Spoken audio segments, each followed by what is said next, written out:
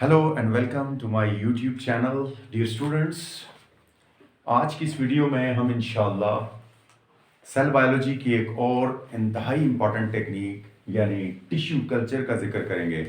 और याद रखिएगा कि इसी टिश्यू कल्चर की बुनियाद के ऊपर आज बायोलॉजी की एक बहुत बड़ी ब्रांच जिसे हम बायोटेक्नोलॉजी कहते हैं वो पूरी की इब्तिदा तकरीबन टिश्यू कल्चर से हुई और आज दुनिया की एक बहुत ही इम्पॉर्टेंट फील्ड बन चुकी है।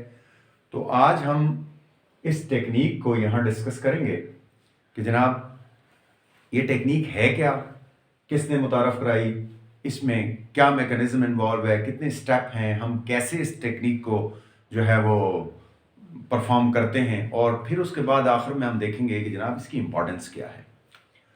तो स्टार्ट करते हैं जनाब।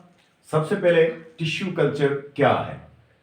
A technique used for the treatment of a tissue in a suitable medium in order to produce a whole organism is known as tissue culture।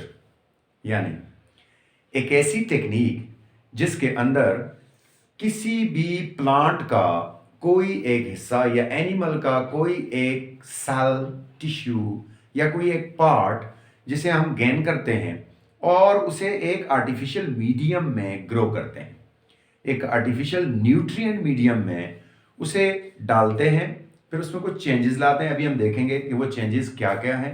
उसमें मुख्तलिफ तब्दीलियां लाते हैं और तब्दीलियां करने के बाद उस एक छोटे से पीस को, एक छोटे से टिश्यू को हम पूरे नए ऑर्गेनिज्म में बदल देते हैं आर्टिफिशियल तरीके से, इन विट्रो टेक्निक से।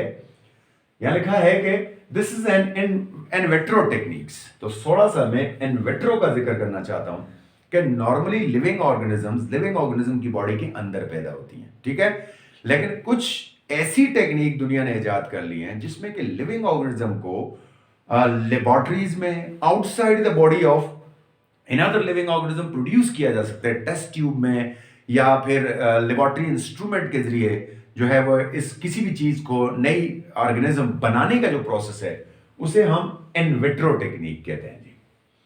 नाउ suitable medium से क्या मुराद है? What is a suitable medium? A suitable medium can be liquid like broth or a semi-solid medium like agar is used in tissue culture। यानी सबसे important इसमें जो चीज है वो है सुटेबल मीडियम। सुटेबल मीडियम क्या है? यानी पौधे या जानवर की टिश्यू को जो गजा प्रॉपर मिकदार में चाहिए वो प्रॉपर मिकदार में उसे जो मां के पेट में मिलती है या यूट्रस के अंदर मिलती है या ओवरी के अंदर वो फूड मिलता है, वो फूड हम उसे आर्टिफिशियल तौर पर जब प्रोवाइड करते हैं तो वो टिश्यू ग्रो करने लगती है, वो टिश्यू एक नए ऑर्गेनिज्म में बदलने लग जाती है। और यहां हम दो किस्म के सुटेबल मीडियम इस्तेमाल करते हैं, लिक्विड भी करते हैं जैसे उसकी एग्जांपल ब्रोथ है, और सेमी सॉलिड यानी कि jelly like, paste like material भी हम इस्तेमाल करते हैं, जिसे फॉर एग्जांपल के तौर पर हमने एगर का नाम लिखा है। एगर बहुत ज्यादा इस्तेमाल होने वाला एक सुटेबल मीडियम है टिश्यू कल्चर में। अब बात करते हैं जनाब इस इतनी इंपॉर्टेंट टेक्निक को जिससे कि हमने एक ऑर्गेनिज्म को अपनी मर्जी से बना लिया है, मुतारफ किसने कराया? This technique was firstly introduced by वेल्टम रॉक्स इन 1885। इसको वेल्टम रॉक्स ने या विलियम रॉक्स भी कह सकते हैं, विलियम रॉक्स ने 1885 के अंदर जो है वो इसको मुतारफ कराया था, राइट। और बाद में बहुत सारे दूसरे लोगों ने इसके ऊपर काम किया, राइट, और बहुत सारे लोगों को इस फील्ड के अंदर जो है वो नोबेल प्राइजेस मिल चुके हैं। अब चलते हैं जनाब, सारी बात तो हमने कर ली, होता कैसे है ये, what is the mechanism of tissue culture?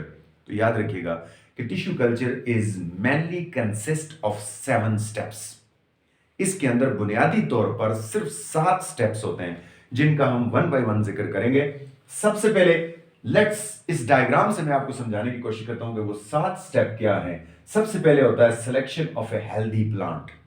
जिस पौधे का हम टिश्यू कल्चर करना चाहते हैं, टिश्यू कल्चर उससे बनाना चाहते हैं, उसकी क्लोन बनाना चाहते हैं, उसकी नई कॉपियां बनाना चाहते हैं, उस पौधे को हमने सिलेक्ट किया और उसका कोई एक पार्ट, ये एक पार्ट उसकी रूट का कोई ऐसा भी हो सकता है, उसके शूट का कोई ऐसा भी हो सकता है, उसके लीफ का कोई ऐसा भी हो सकता है, उसके फ्लावर का कोई ऐसा भी हो सकता है, मसलन एंथर हो सकता है, ओवरी हो सकती है, कोई एक पार्ट हम सिलेक्ट कर लेंगे। यहां मैंने उसके जो स्टेम है उस स्टेम में से एक छोटा सा पीस काटा है, और याद रखिएगा जो पीस हम टिश्यू कल्चर के लिए लेते हैं उसे हम एक्सप्लांट का नाम देते हैं। तो सबसे पहले the selection of explant, first of all selection of healthy plant and then cutting of an explant from that particular healthy plant. Explant जब हमने ले लिया तो याद रखिए हमने एनवायरनमेंट में से लिया है और इसके साथ बहुत सारे जर्म्स होंगे, बैक्टीरिया होंगे। अगर हम इसको इसी तरह से अपने कल्चर मीडियम में ले जाएंगे तो वो जो बैक्टीरिया और वायरस जो चीजें इसके अंदर पैथोजन मौजूद हैं वो ना सिर्फ इसको तबाह कर देंगे बल्कि पूरा हमारा टिश्यू कल्चर बर्बाद कर देंगे। तो इस पर्पस के लिए दूसरा स्टेप जो हमारे पास आता है वो आता है स्टेरिलाइजेशन ऑफ द एक्सप्लांट। इसको स्टेरिलाइज यूज करना बहुत जरूरी है।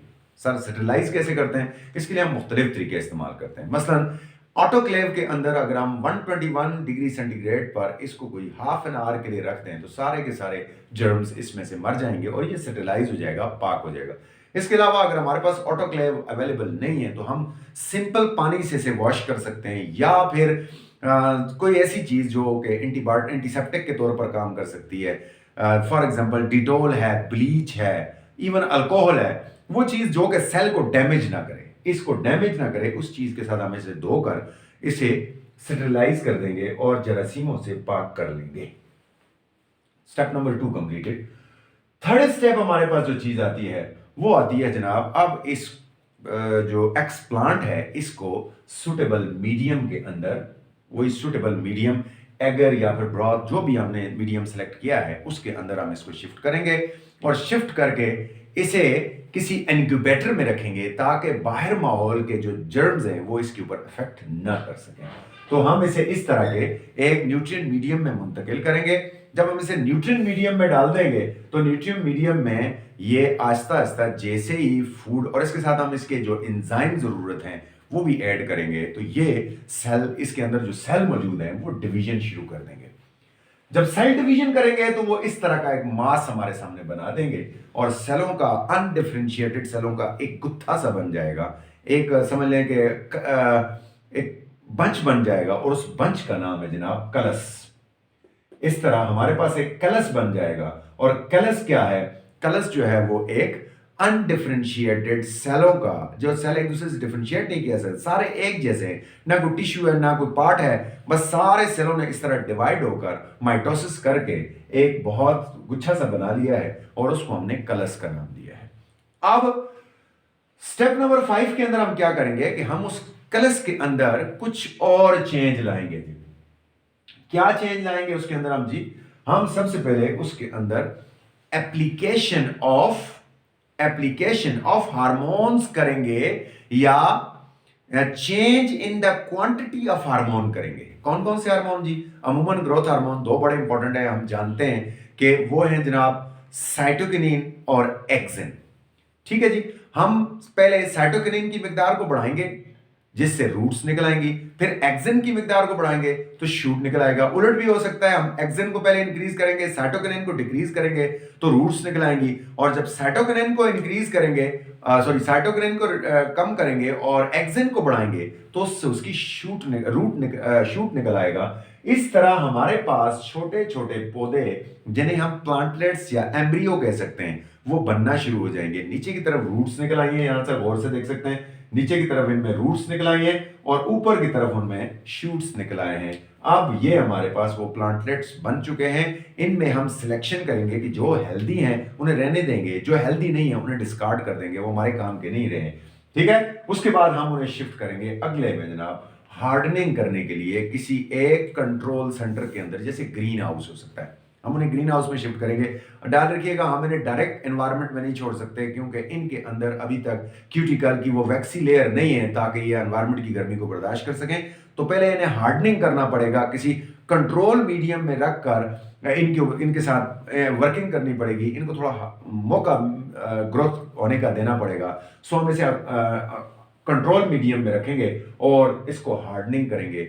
जब ये मुकम्मल तौर पर हार्ड हो जाएंगे, माहौल को बर्दाश्त करने के काबिल हो जाएंगे, तो तब हम इन्हें जाकर किसी भी फील्ड में मुंतकिल कर सकते हैं। और उस फील्ड के अंदर ये जो पौधे हैं, ये सारे के सारे पौधे एक जैसे ग्रो करेंगे और एक जैसा अगर इनको माहौल दिया जाए तो सबके ऊपर एक जैसी फसल जो है वो पैदा होगी। अब जनाब ये तो वो चंद चीजें थी, हार्डनिंग हो गया जनाब, शिफ्टिंग टू द फील्ड हो गया। इंपॉर्टेंस को डिस्कस करते हैं जनाब, इसकी अहमियत क्या है इसकी। तो importance of tissue culture, it is important due to the following reasons. अब इसमें कुछ 4 5 6 रीजंस मैंने ये लिखी हैं जिसकी वजह से ये जो टेक्निक है ये इंतहाई दुनिया में मैंने आपको कहा कि इंपॉर्टेंट इख्तियार कर चुकी है। सबसे पहले for the production of large number of plants in short time, थोड़े से वक्त में जो हम टिश्यू कल्चर करते हैं, क्योंकि एक टिश्यू कल्चर से हम बहुत सारे प्लांट्स के जो प्लांटलेट हासिल कर लेते हैं और जब हम उन्हें जमीन में लगाते हैं तो एक साथ बहुत सारे पौधे हम अपनी मर्जी से हासिल कर सकते हैं। To produce the plant of desire character, अब प्लांट्स की जो हमारी मर्जी के प्लांट हैं, फॉर एग्जांपल बीमारियों के खिलाफ रेजिस्टेंस हैं या और दूसरी जो खूबियां उनके अंदर हैं, जो हम चाहते हैं कि यार ये वाला जो प्लांट है इसके फ्लेवर अच्छे हैं, ये ग्रो किया जाए, तो हम अपनी डिजायर कैरेक्टर वाला प्लांट्स इजीली ग्रो कर सकते हैं। उसके लिए हमें किसी चीज और की जरूरत नहीं है। To protect the plant from infection, अब प्लांट्स के ऊपर बहुत सारे इन्फेक्शन आते हैं, फंजाई, बैक्टीरिया, वायरसेस पौधों के ऊपर अटैक कर देते हैं, लेकिन चूंकि ये हमारे कंट्रोल मीडियम में हम ग्रो कर रहे हैं, अपनी मर्जी से ग्रो कर रहे हैं, सारी चीजें हमारे अंडर कंट्रोल हैं, तो हम इन सारे इन्फेक्शन को, चाहे वो प्लांट के ऊपर फंजाई का इन्फेक्शन हो, चाहे वो बैक्टीरिया का इन्फेक्शन हो, उन सब इन्फेक्शन को, वायरल इन्फेक्शन को भी हम कंट्रोल कर सकते हैं।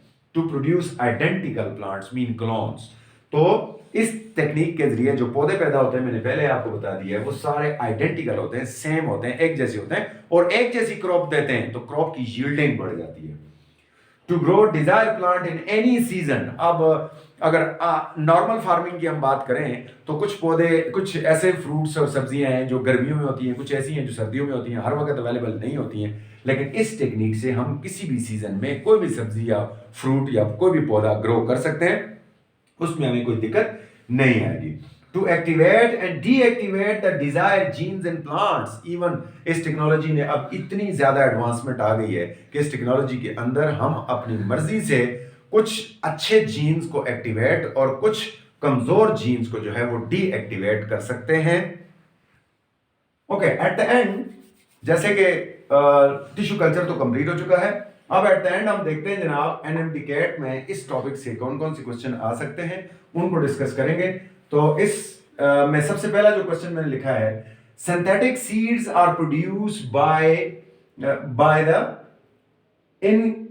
Encapsulation of somatic cells with dash, यानी सोमैटिक सेलों को किसके साथ इनकैप्सुलेट करके हम जो है वो सिंथेटिक सीड प्रोड्यूस कर सकते हैं। तो इसके लिए याद रखिएगा, सोडियम एलेग्नाइट होता है एक चीज, सोडियम एलेग्नाइट जो है इस पर्पस के लिए इस्तेमाल होता है और उसे इस्तेमाल करके हम ये सीड जो है सिंथेटिक सीड्स को प्रोड्यूस कर सकते हैं, उनको इनकैप्सुलेट कर सकते हैं।